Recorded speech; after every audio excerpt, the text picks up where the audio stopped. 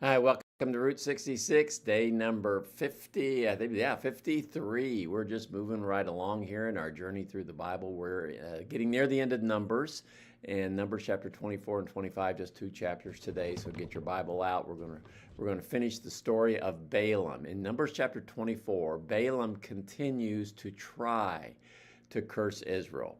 But God actually fills him with the Spirit, and instead of cursing Israel, he blesses Israel. And as a matter of fact, he even gives him a special blessing of a future ruler that would defeat all of Israel's enemies. This eventually points to Jesus, who will conquer all of God's enemies. Not yet, but he will, including Satan and sin and all of that.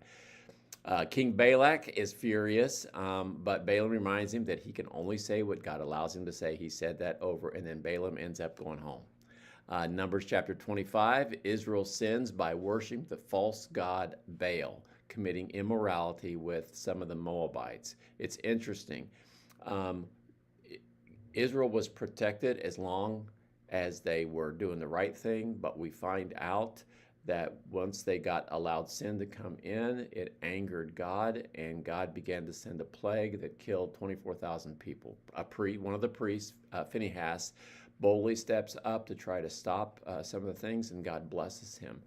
But Israel could not be conquered from without. They had to be conquered from within. Some lessons from Numbers chapter 24 and 25. Number one, God's plans cannot be stopped. God's got a plan. God's got a will. God's going to do some things. Balaam couldn't curse Israel. You can't curse what God has blessed. Number two, stay away from sin and temptation. Israel fell, and Israel was messed up because they sinned. Israel never got in trouble because of the enemies. Israel always got in trouble because of themselves. And so be careful of the influences. Number three, God takes obedience seriously. We need to make sure that we obey God. Sin led to a deadly plague, showing that disobedience has its consequences. And God honors bold faithfulness. This priest, Phinehas, he had courage to stand up and do what God wanted, and God blesses that. So great, great reading today.